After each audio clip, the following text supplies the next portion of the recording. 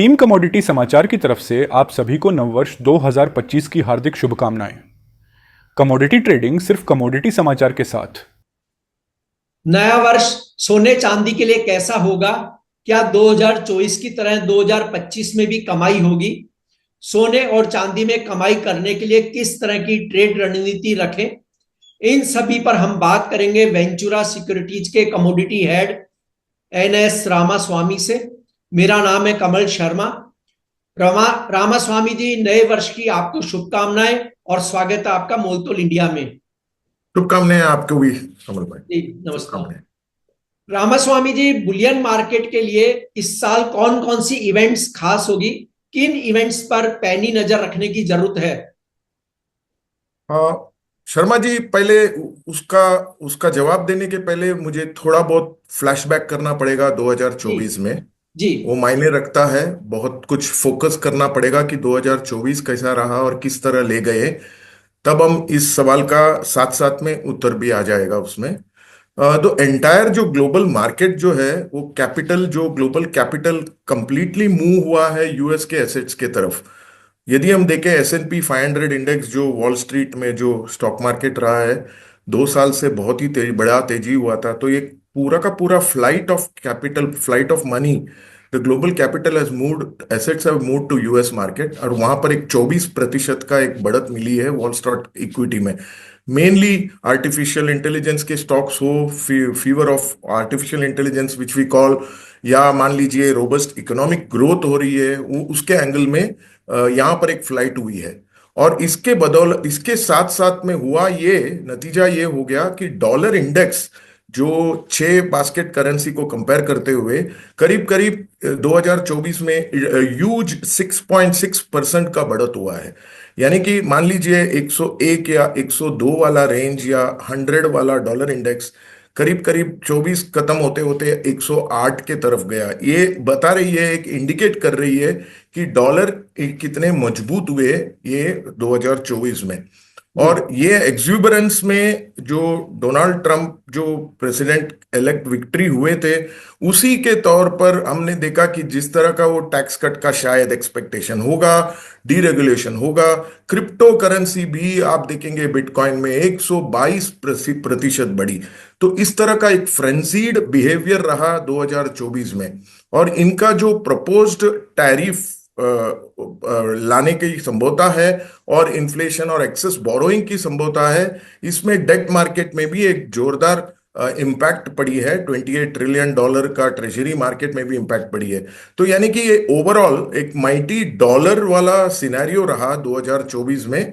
और US tariff का fear के वजह से ये dollar strength has been hitting the currency market. जो भी इमर्जिंग इकोनॉमीज की जो करेंसीज है, उसको बहुत ही हार्ड हिटिंग हुआ है। हर एक नेशन को दे हैड टू स्ट्रगल, उनको अपना फिनेंशियल्स को मैनेज करना पड़ा on that front.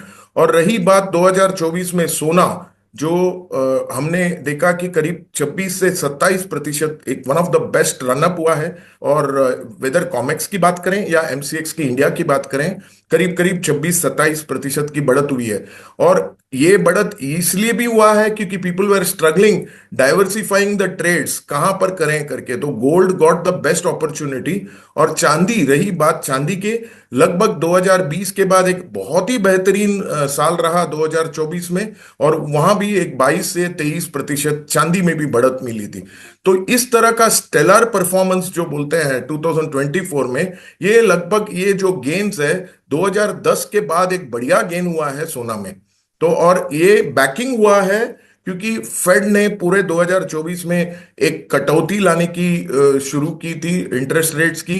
Geopolitical tensions वहां का वहां रहा हर एक चीज में। सेंट्रल बैंक्स बहुत ही बड़ी मात्रा में बाइंग करते गए। और जो ईटीएफ्स या ये जो बोलते हैं एक्सचेंज ट्रेडेड कमोडिटीज जो बोलते हैं, which are backed by gold linked, वहां पर भी इन्फ्लोस आने लगे। तो इस तरह का ये जो माहौल रहा 2024 में। और रही आपकी एग्जैक्टली जो सवाल का, जो इवेंट्स जो हमको ट्रिगर करेगा 2025 जी में, वो है, पहली बात है शर्मा जी, मैं शुरू करना चाहता हूं, वो है चाइना। चाइना फैक्टर इसीलिए इंपॉर्टेंट हो जाता है क्योंकि उसको मॉनिटर करना और हर एक इन्वेस्टर को ध्यान देना पड़ेगा, क्योंकि किस तरह का लूज पॉलिसी या मॉनेटरी पॉलिसी लाने की कोशिश करेंगे वो, और वहां पर उसके वजह से युआन का जो उनका करेंसी है डिक्लाइन होने की बहुत संभावना है, और इसका डिक्लाइन के वजह से डॉलर में मजबूती हो सकती है। और डॉलर, इसीलिए हम डॉलर मजबूती का इसमें एक गोल्ड का कोरिलेशन में, हम सोना का कोरिलेशन में बोलते हैं, क्योंकि हमेशा सोना जो है इसका विपरीत चलता है, डॉलर का मजबूती होगा तो सोना में थोड़ा बहुत गिरावट हो सकती है। तो यानी कि एक पहला फोकल पॉइंट है कि चाइना का मॉनेटरी पॉलिसी, युआन का डिप्रिसिएशन होने की संभावना है, और युआन का और एक जो प्रेशर बनती है वो है यूएस प्रेसिडेंट का शायद टैरिफ्स बढ़ाने की चांस है चाइना में, तो युआन इंपैक्ट होगा, यानी कि डॉलर एक मजबूती का चांसेस है। ये पहला फोकल पॉइंट। दूसरा फोकल पॉइंट है, जो डॉलर स्ट्रेंथनिंग जो होता है वो नेगेटिव होती है गोल्ड के लिए, और फेड का जो मायना है 2025 में, हालांकि उनका सिग्नल यही आ रहा है कि फ्यूअर कट्स होगा, रेट कट्स इतने ज्यादा नहीं होगा जितना एक्सपेक्टेड है, बट मैं समझ रहा हूं अब तक टाइटनिंग तो हुआ है, तो इनका पॉलिसी में क्या फेड इंटरेस्ट रेट को वाकई में घटाने की मजबूरी आ सकती है, कि क्या वहीं पे वहीं रखेंगे, और इस तरह का इंपैक्ट डॉलर इंडेक्स में आ सकती है क्या? ये एक इंपॉर्टेंट पॉलिसी डिसीजंस और ये टैरिफ का वगैरह वगैरह और इंटरेस्ट रेट्स का आता है। फिर तीसरा जो एरिया जो हमें थोड़ा ड्वेल करना पड़ेगा समझने के लिए कि क्या फोकल पॉइंट है, वो है हमारा करेंसी का डेप्रिसिएशन। यूएसडी और आईएनआर जिस तरह हमने देखा 85 के तरफ है अभी, और 85 के तरफ, और ये जो मजबूरी ये है कि हमारा जो डेप्रिसिएशन की वजह से इंडियन रुपी कॉन्टेक्स्ट में गोल्ड में अभी भी उछाल है, पर इंटरनेशनल में उछाल आना है, तो हमें देखना है कि बाकी के फैक्टर्स क्या है, वो आगे हम डिस्कस चर्चा करेंगे वो चीज पे।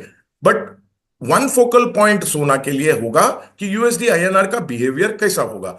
और रही बात 2025 के लिए, मैं समझ रहा हूं ये स्विंग जो है अभी 85 का जो भाव है, मैं समझ रहा हूं ये स्विंग शायद 82 से लेके 88, यानी कि करीब 4% डाउनसाइड या 4% upside is the maximum expected for 2025। यदि वो इस तरह का बिहेवियर होगा तो ये इंपैक्ट भी सोना में वो पड़ सकती है। और लास्ट 2-3 पॉइंट्स है जो फोकल पॉइंट है, वो है सेंट्रल बैंक्स। सेंट्रल बैंक्स की बाइंग यदि हम देखें 2024 में 3 तिमाही में करीब करीब 700 टन की परचेसेस हुई है, 693 के आसपास आंकड़े हैं, और चौथा क्वार्टर का तो आंकड़ा आया नहीं है, पर फिर भी वर्ल्ड गोल्ड काउंसिल का मानना यह है कि यह आंकड़ा से भी ज्यादा होगा सेंट्रल बैंक्स का, क्योंकि चाइना ने अपना डेटा प्रॉपरली रिवील नहीं किया है कि कितने बाइंग हुई है। तो मान के चल सकते हैं अभी जो अवेलेबल डेटा है लगभग 700 टन की बाइंग हुई है सेंट्रल बैंक्स का, which is a very good number. और मैं समझ रहा हूं कि 2025 में भी इसी तरह अगर सेंट्रल बैंक का बाइंग बिल्डअप हो सकती है हर एक एशियन इकोनॉमीज में और सभी जगह पे, तो शायद दिस इज अनदर फैक्टर, एक प्रोमिनेंट फैक्टर हो जाता है। Last but not the least, geopolitical instability हर एक टाइम हर एक चीज में हमें दिखाई दे रहा है, और ये कंटिन्यू होगा या नहीं होगा ये पता नहीं। वो trend will also guide the safe haven concept of buying gold और not. ETF buying retail level पे अच्छी तरह से इन्फ्लो आ रही है। और लास्ट पॉइंट इज दैट जो चिकागो मर्केंटाइल एक्सचेंज है वो जनवरी 2025 में 1 आउंस का गोल्ड फ्यूचर्स लॉन्च करने जा रही है, और ये ग्रोइंग डिमांड के वजह से रिटेल में वो अच्छी तरह से एक उछाल आने की संभावना है। और ये रही गोल्ड का और आपका प्रश्न का। बट मैं समझ रहा हूं एक और पॉइंट है, चांदी की तरफ अगर जाएं तो ये एक कंप्लीटली एक सप्लाई शॉर्टेज का सिचुएशन है चांदी में। लगभग 1 बिलियन आउंस का जो कंप्लीट सप्लाई है चांदी में, जिसके सामने डिमांड रही है 1.22 बिलियन आउंसेस, यानी कि डेफिसिट जो है करीब 215 मिलियन आउंस का डेफिसिट चल रहा है। और रही बात चांदी की रशिया, चाइना, इंडिया, ये एक ट्रिगर हो सकता है चांदी के लिए। रशिया क्योंकि उनका रिजर्व्स में इंक्रीज करना चाहते हैं चांदी को। चाइना क्योंकि वो नेशनल सोलर ग्रिड के लिए बिल्डअप करना चाहते हैं बहुत बिग वे में। इंडिया बिकॉज रिन्यूएबल एनर्जी में भी उनको they are going to do much drive towards that, तो सिल्वर डिमांड का। तो ये रही बात आपका 2025 के लिए ट्रिगर पॉइंट्स।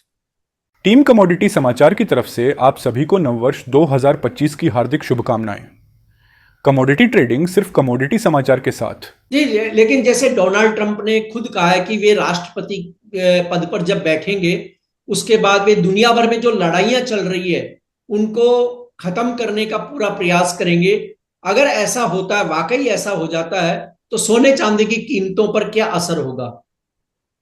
देखिए, डोनाल्ड ट्रंप की एडमिनिस्ट्रेशन जो है वो पॉलिसीज जिस तरह लाते हैं, that is actually going to present a risk and opportunity. यानी कि दोनों चीज है इसमें। सोना बुलियन पैक को लेंगे हम गोल्ड या सिल्वर में, जी जी। एक रिस्क फैक्टर भी है, एक अपॉर्चुनिटी फैक्टर है।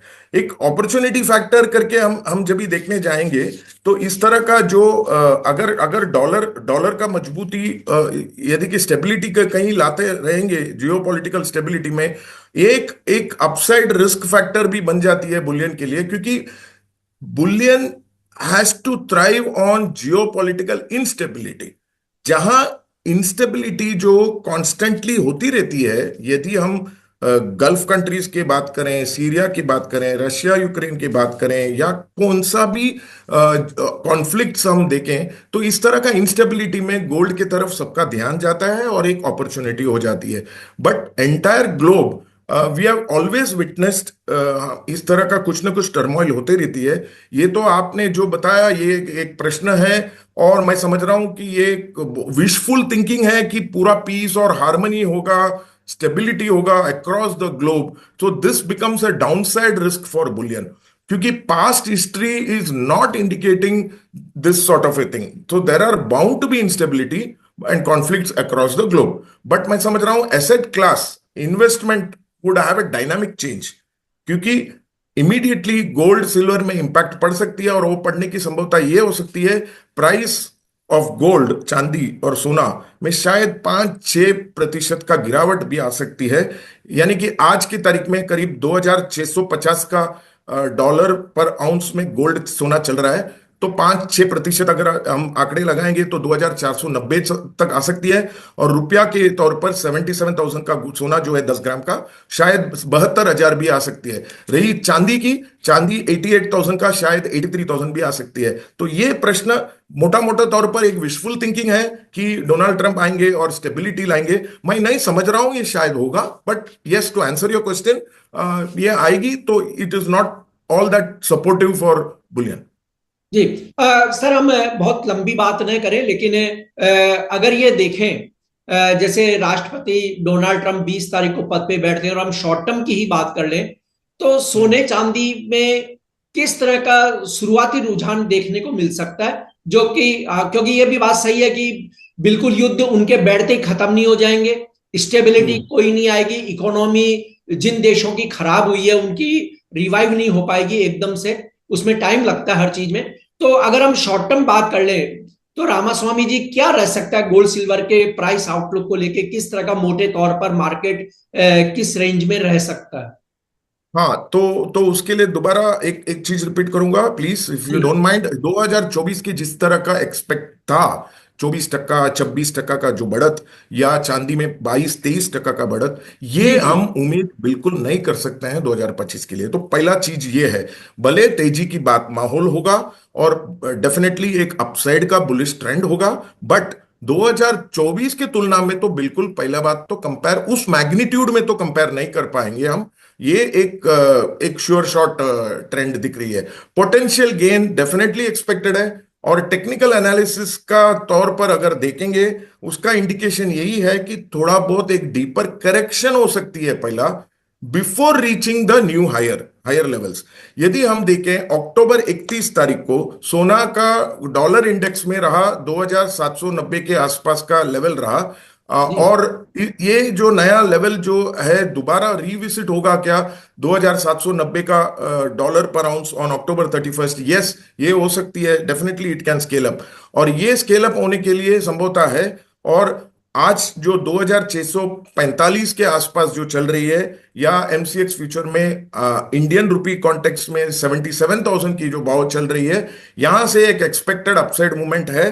पूरा साल यदि देखें 2025 के लिए, एक 10% का एक अपसाइड मूव मुझे दिखाई दे रहा है, और वो है 2910 हो सकती है। और सोना जो है 83,000 और 84,000 का रेंज में जा सकती है। बट उसके पहले एक करेक्शन का एक माहौल बन सकती है, और ये करेक्शन लगभग 3% का एक घटत आ सकती है। 2560 या 2570 के आसपास आ सकती है। और सोना का रुपी टर्म्स में 74,500 74,800 का आसपास रुझान में आ सकती है। यह करेक्शन के लिए तैयार होना पड़ेगा if we have to see an upside for 2025। Similar is silver, 85,800 आ सकती है before we see silver bouncing back, चांदी bouncing back to 97,000 and 98,000 expected in 2025। जी। और सर, अगर कोई इन्वेस्टर के लिए ये हो कि उसे प्रायोरिटी पे चॉइस करनी हो, तो गोल्ड करना चाहिए सिल्वर, या फिर दोनों करें तो किस रेशियो में करें? इसलिए ये मैटर, ये संभवता है कि दोनों का प्रोपोर्शन होना ही जरूरी है। मैं समझ रहा हूं कि आप, मेरा राय होगा कि सिल्वर में अराउंड 30-40% मात्रा में हमें इन्वेस्टमेंट प्रोफाइल होना चाहिए, और गोल्ड में सिर्फ अराउंड 10 और 15% काफी है। चांदी में बहुत ही ज्यादा होने की संभावना है। इसका जो एक उदाहरण के तौर पर मैं कहना चाहूंगा कि ये फैक्टर जो ड्राइव होने की और एक संभावना जो है, वो है गोल्ड सिल्वर रेशियो। यदि हम आज गोल्ड न्यूमरेटर में डालें और सिल्वर को डिनोमिनेटर में डालें, उसका रेशियो जो बनती है वो करीब 89-90 है। और हिस्टोरिकली जीएसआर जो बोलते हैं, गोल्ड सिल्वर रेशियो, ये वहां तक जाती है और बाउंस बैक होके फिर नीचे आ जाती है। रेशियो नीचे आने का संभवता है, मतलब दो चीज हो सकती है। एक है सोना जो है अपसाइड अगर जाएगा तो चांदी बहुत ही ज्यादा अपसाइड जाएगा। ओके, अगर सोना घटेगा, ओके, बुलियन पैक में अगर सोना का फॉल होगा तो सिल्वर का फॉल बहुत ही मिनिमल होगा।